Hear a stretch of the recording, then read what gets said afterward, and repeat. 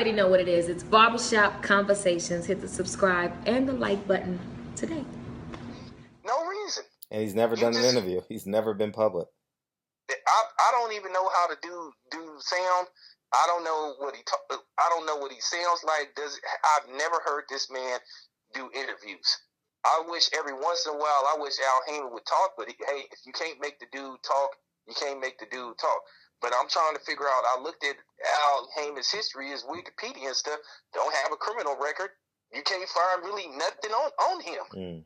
All I know is Al Haymon, a while back, he started one of the most successful R&B funk tours in the Budweiser Superfest. It was a very successful tour, in the 80s with all those groups like Midnight Star and,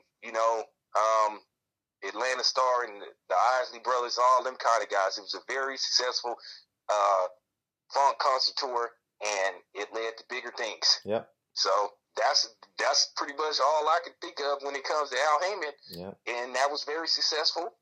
It lasted for years. So he went on to boxing. Yeah. And he became a very successful boxing manager / promoter, if that's what you want to call it. But for some reason, you always hear people, whether it be in the media, whether it be YouTube, always got something negative to say about Al Haymon. And I stand by everything I see.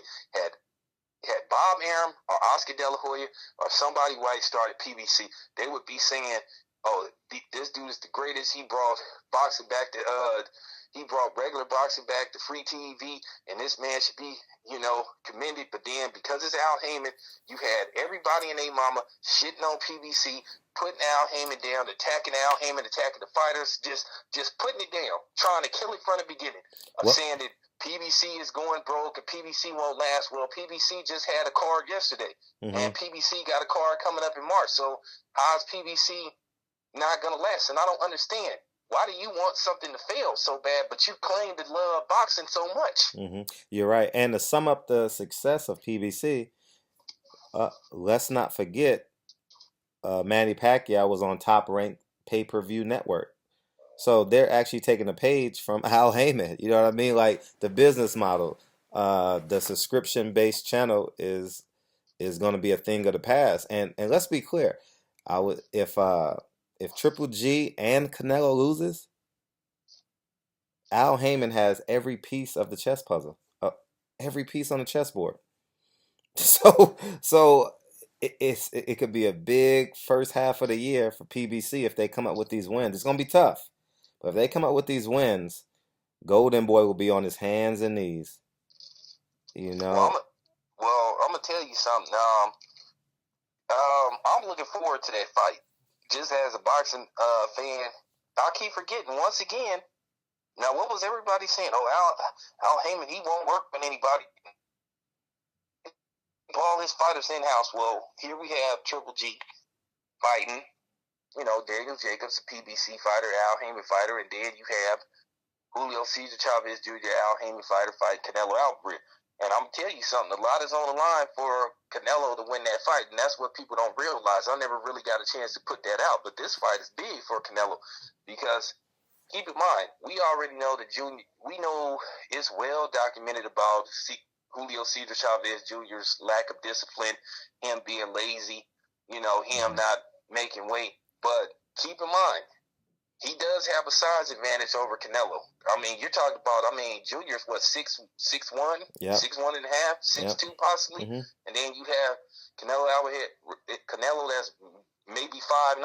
So Junior has a big size advantage and a height advantage. Now the weight may possibly come into play, but Junior, if you never know. If Junior comes in disciplined and he takes this fight seriously, you never know what could happen. He could do some serious damage to Canelo because it isn't no question about Junior's power. Junior can crack. Yeah. He can hit. Yeah. And now, what if this dude takes this fight seriously and he comes in there disciplined, ready to fight, Because keep in mind, remember that last round against Sergio Martinez where he put Sergio Martinez on his ass at the end of that fight. Yep. I mean, he was getting dominated and, he hurt Sergio Martinez very bad in that 12th round, but Sergio Martinez had secured the fight. Basically, he pretty much dominated the fight for pretty much 10 and a half rounds. Mm-hmm. But anything can happen. Yep. So this is a dangerous fight for Canelo. I know everybody is saying this is a mismatch, but you never know what could happen if this dude come in there disciplined and he takes this fight serious. Maybe he'll have what they say Mexican pride and he'll really show up to fight. So he's coming in shape. The so fine is $1 million, I heard. Huh? The fine is $1 million if he comes in overweight. Okay, well, nobody wants to lose $1 million. That's why they gave him that 165.5 pounds. 64 and a half, yeah. Oh, okay. Yeah. Okay. Yeah. So he has that a half a pound. Now, I never heard of that, but yeah, that's what I'm saying. But getting back to the Al Haymon thing, this is what I'm saying. See how people try to put out this shit about Al Haymon and say he only wants to keep fighters in house and PBC fighters only have to fight PBC fighters. They tried to put that same shit on him that they was doing with Bob Arum, when Bob Arum was literally only matching top ranked fighters against each other. Yeah. Bob Arum was the one that didn't want to put top ranked fighters against other PBC fighters. You know, because Timothy Bradley had the chance to fight plenty of PBC fighters and he chose not to. Same thing with Manny Pacquiao. He chose to fight somebody named Jeff Horn, where there was plenty of credible opponents for him to fight in PBC, and he chose not to fight him. So I don't want to hear people saying this bullshit about Al Haymon because it's not true. And I'm just going to be honest with you. If you have a problem with Al Haymon, to me, you make me think that you pretty much a suspect racist. Because, like I said, Al Haymon is not hurting boxing. He's actually helping boxing. When was the last time until 2015 you saw a boxing match between two of the best welterweights, and Keith Thurman and Sean Porter and Porter on regular TV? You saw it on CBS. Yeah. So when was the last time you saw that on TV? What, almost 20 years or over 20 years until 2015? Yeah, that's what they said. Yeah. Yeah. And then you got people shitting on it. So, like I said, where was Oscar De La Hoya trying to get regular boxing back on TV? Where was Bob Arum? Where was all those other guys? Where was Shaw at? Where was all the other Gary Shaw at? Where was Dan Goosen when he was still alive? They wasn't doing this shit. Al Haymon got this shit done. Sure. But for some reason, oh man, fuck Al Haymon. Al Haymon.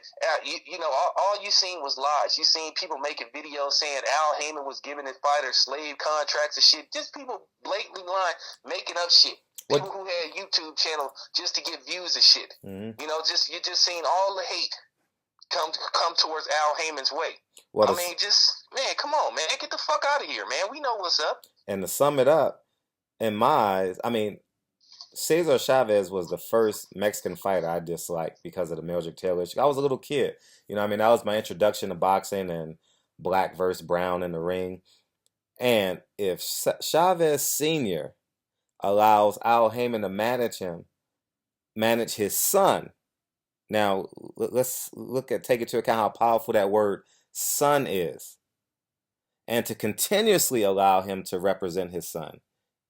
That goes to show you the flexibility and potentially the greatness of an Al Haymon. Because in my eyes, Chavez Sr. is the most notable Mexican fighter that's in my life as a boxing fan. And for him to allow his son, again, to say, I need you to work with Al Haymon and not stay with top. Was he with Top Rank before, or Top Rank? He was with Top Rank. And Oscar De La, and not go from Top Rank to Oscar De La Hoya, but go from a white man not to a Mexican. Well, we know there's some tension there with Oscar De La Hoya, but still, to go with a black man in boxing. That speaks volumes to who Al Haymon is, and we need to get used to it. And keep in mind, this is a side note. From what I was told, Leo Santa Cruz named one of his kids after he told me in an interview, named his son Alan. Okay, so, and that says a lot. He's forever. When I say he's forever respected by the Santa Cruz family, keep in mind, Leo Santa Cruz's dad has cancer. And has and no one has ever don't even know this story. Leo Santa Cruz's dad has cancer. Leo Santa Cruz's brother is really sick. Like he needs constant supervision by a nurse. He has one of them bags on him. I don't know. I forget what they call. And Al Haymon takes care of all that for the family. Don't have to worry about nothing. Well, thank God that you have a bigger channel than me, so Mm-hmm. people can hear this shit. And Mm-hmm. then also, keep in mind, Al Heyman is still taking care of, from my knowledge, Pritchard Cologne. You Cologne. know, the guy. Pritchard Yeah, Cologne. Mm-hmm. yeah. Mm-hmm. He's in the hospital last time I checked in Atlanta somewhere. And by the way, we do need to possibly I need to do another recap on why isn't a dude that he got into that he had that fight with hasn't fought since that fight. But Mm-hmm. that's a totally another video. What happened with Terrell Williams. But Mm-hmm. Anyway, yeah, he's been taking care of Pritchard Cologne, man. Mm-hmm. He's footing the bill for his medical care. Last time I checked, he got moved to a hospital in Atlanta. So That's that's easily where $1 million he was. a month. Yeah. I mean, I easily. So I mean, yeah, but you don't hear people talking about that. But Al Heyman is such a, you know what I'm saying. But Al Heyman is a black Hitler, right? mm-hmm. Yeah. Mm-hmm. But he takes care of his he takes care of his fighters. Mm-hmm. And I wouldn't exactly say Pritchard Cologne is black neither. So I mean, you got to look at it from that perspective. Everybody loves this guy that's affiliated with him. I mean, everybody from Robert Guerrero to I met Aaron Martinez. They love Al Heyman. So he obviously is doing something right. I mean, you can't have all these people in this stable that's a different nationalities where they have nothing but good things to say about Al Heyman. So he obviously is doing something right. He's obviously looking out for these guys. But then you have certain people in the media and the boxing media running a smear campaign against him, in particularly HBO, Jim Lampley and company, and a couple of other people. Yeah. That's not affiliated with HBO, but you know who these guys are because you work with them. And John Molina. I mean, now we talked about like his top tier Mexican fighters, right? We got the Guerreros. Well, he was, but he was at the pinnacle at one point. Leo Santa Cruz. Now let's talk about his Mexican fighters that aren't really that. I mean, in comparison, not that good. John Molina swears by. I did an interview with John Molina about a month and a half ago. Swears by Al Heyman. He says Al Heyman changed his life. He's a middle of the road fighter, a gatekeeper, and he makes 6 figures a fight. And it's just astounding. And he just got him to fight against Terrence Crawford. He got him a paycheck. You know what I mean? And it's if you can make a living in the sport of boxing, it's amazing, man. And he's underappreciated for the jobs that he's created. Not just in the ring. Look at Virgil Hunter doing the color commentator. The other guy, the black Antonio Tarver, who went bankrupt and now has a job, has income coming in.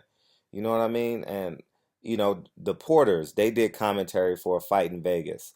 Danny Garcia, who's in the prime of his career, doing commentating for fighting. Keith Thurman. The list goes on and on and on. And it's special, to have one fighter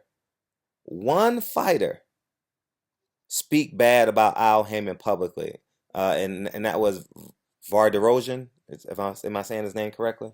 The guy that just lost to Laura in May. Vance Vardarosian. Yeah, he's the only guy publicly that's spoken terrible about Al Heyman. You know what I mean? So he deserves. It's our responsibility to uplift this man, and I value being a black man, and I say a lot in my channel. I respect black greatness, man, black excellence, excuse me, and I'll never deviate from that, and it should be recognized. And Al Heyman is doing a wonderful job, and it's not just, it's not just black fighters he's helping and advance. He got Chavez Jr. to fight against Canelo, which will change his family's life forever. Win or lose, that $6 to $8 million he's gonna make post pay-per-view will change his family's life as long as if he's responsible for the rest of the Chavez family forever. So it's it's sad. You call this a smear campaign, and that's exactly what it is, man, a smear campaign. So yeah, and that's what And that's what I'm trying to get people to see. Mm-hmm. Me and you have no vested interest in as far as Chavez and Canelo go. Those are two Mexican dudes. But as fight fans, we want to see the fight. Yeah. And he got that fight done. He got he got the fairest deal he thought was possible for Junior. Now this fight was going to happen. I told you I was excited about this fight. I am. I'm very excited about this fight. I wanted to see this fight, and I talked about this fight before I even had a YouTube channel.